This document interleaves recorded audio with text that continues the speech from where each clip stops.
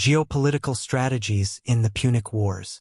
The Punic Wars, 264 to 146 BCE, a series of three brutal conflicts between Rome and Carthage, were not merely military engagements but complex geopolitical confrontations that shaped the ancient Mediterranean world. These wars were driven by the quest for dominance, control of strategic territories, and the pursuit of economic supremacy. Both Rome and Carthage employed various geopolitical strategies, seeking to expand their influence and secure their futures as major powers in the region. This analysis explores the key geopolitical strategies that influenced the course of the Punic Wars, examining the tactical and long-term political decisions made by both powers as they vied for control of the Mediterranean. 1. Control of strategic territories. One of the central objectives of both Rome and Carthage during the Punic Wars was the control of strategically important territories, particularly Sicily, Spain, Corsica, and Sardinia. These territories were not only economically valuable, but also held crucial military significance as staging grounds for further expansion and control of trade routes. Sicily, the spark of conflict.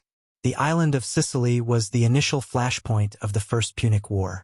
Located at the crossroads of the Mediterranean, Sicily held immense strategic importance for both Rome and Carthage.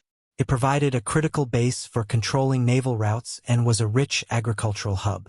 Rome's geopolitical interests. For Rome, gaining control of Sicily was essential for expanding its influence beyond the Italian peninsula and securing its southern flank. By establishing a presence on the island, Rome could project power across the Mediterranean and challenge Carthage's dominance at sea. Carthage's hold on Sicily. Carthage already controlled the western part of Sicily and relied on the island's wealth and its proximity to North Africa. Maintaining its foothold in Sicily was crucial for Carthage's economic interests and naval operations. The First Punic War was largely fought over Sicily, with both powers recognizing its geopolitical significance.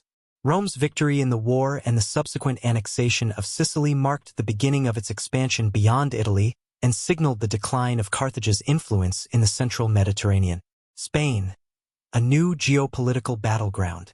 After losing Sicily, Carthage shifted its focus to Spain, recognizing the region's wealth in natural resources, particularly silver, and its potential as a base for military operations. Spain became a key component of Carthage's strategy to recover from its losses and rebuild its economic and military strength. Carthage's expansion in Spain.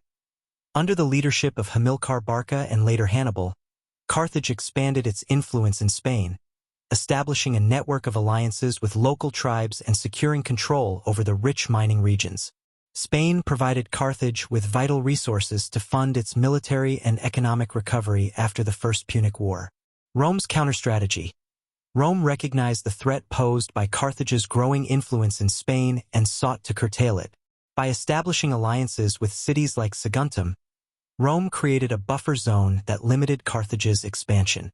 When Hannibal attacked Saguntum in 218 BCE, a Roman ally, it gave Rome the pretext to declare war, triggering the Second Punic War. Spain became a critical battleground during the Second Punic War. Rome's eventual victory in Spain, led by Scipio Africanus, deprived Carthage of a key source of manpower and resources, weakening Hannibal's position in Italy and forcing Carthage onto the defensive.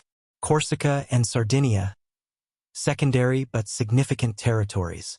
While Corsica and Sardinia were not as central to the conflict as Sicily or Spain, they were nonetheless important for controlling trade routes in the western Mediterranean. After the First Punic War, Rome annexed both islands, further consolidating its control over the region. Rome's consolidation of power. The acquisition of Corsica and Sardinia allowed Rome to dominate maritime routes between Italy and Spain, cutting off Carthage's ability to project power in the region. These islands also provided Rome with additional agricultural resources, which helped sustain its growing population and military. 2. Naval dominance and control of trade routes. Naval power was a crucial aspect of the Punic Wars, particularly in the First Punic War, where control of the seas determined the ability of each side to project power and secure resources. Carthage, with its vast commercial empire, relied heavily on its navy to control trade routes and maintain its economic dominance in the Mediterranean. Carthage's maritime strategy. Carthage's geopolitical strategy was built around its naval superiority. With a long tradition of seafaring and a powerful navy, Carthage controlled vital sea lanes and ensured the flow of goods, resources, and wealth across its empire. Its dominance at sea allowed Carthage to protect its trade routes and maintain connections with its far-flung colonies. Protecting trade and supply lines, Carthage's strategy focused on securing trade routes that linked North Africa, Spain, Sicily, and the islands of the Western Mediterranean. Control of these routes was essential for Carthage's economy and for supplying its armies during wartime. Naval engagements in the First Punic War. The First Punic War was largely a naval conflict, with both sides seeking to control the waters around Sicily. Carthage initially held the advantage due to its experienced navy, but Rome's rapid development of its own fleet, combined with the innovation of the corvus, allowed the Romans to gain the upper hand. Rome's naval expansion. Rome, initially a land-based power with little naval experience, quickly recognized the importance of maritime dominance. During the First Punic War, Rome built a navy almost from scratch, adopting ship designs from captured Carthaginian vessels and developing new tactics. The corvus and Roman naval tactics. Rome's invention of the corvus, a boarding device that allowed Roman soldiers to board enemy ships, neutralized Carthage's advantage in maneuverability. The Romans used the corvus to turn sea battles into land-style engagements, where their infantry could overwhelm the Carthaginian crews. The Battle of the Aegates Islands, 241 BCE. This decisive naval battle marked the end of the First Punic War and Rome's victory. By destroying Carthage's fleet and cutting off its supply lines, Rome forced Carthage to surrender and cede control of Sicily, signaling a major shift in naval power in the Mediterranean. After the First Punic War, Rome continued to expand its navy and secured dominance over the Western Mediterranean, which allowed it to project power across the region and challenge Carthage's remaining influence in North Africa and Spain. 3. Alliances and diplomatic maneuvering. Diplomatic alliances played a crucial role in shaping the geopolitical landscape of the Punic Wars. Both Rome and Carthage sought to secure the support of other powers and tribes to bolster their military efforts and weaken their opponent's position. Rome's diplomatic network. Rome's alliances with other Italian states and Mediterranean powers were a key element of its geopolitical strategy. The Roman Confederation ensured the loyalty of Italy's city-states, which provided Rome with a steady supply of troops and resources, even after catastrophic defeats like Cannae. Alliances in Italy.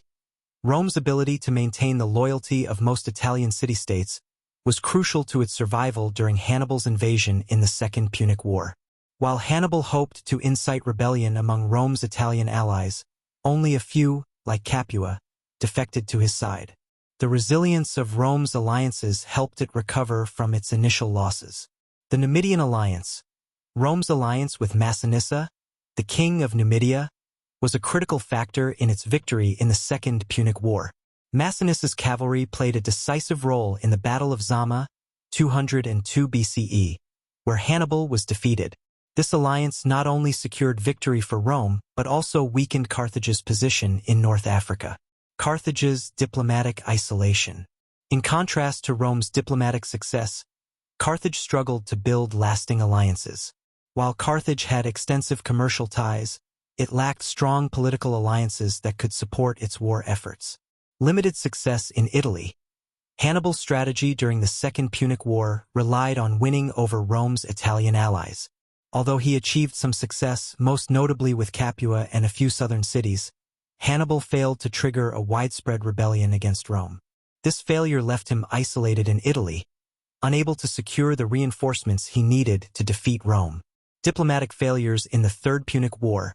By the time of the Third Punic War, 149 to 146 BCE, Carthage was almost entirely diplomatically isolated. Rome's alliance with Numidia ensured that Carthage had no significant allies in North Africa, and Carthage's violation of its treaty with Rome by defending itself against Numidia provided Rome with a pretext to declare war. Carthage's inability to secure external support made it vulnerable to Rome's final assault. 4. Rome's geopolitical ambitions and total domination.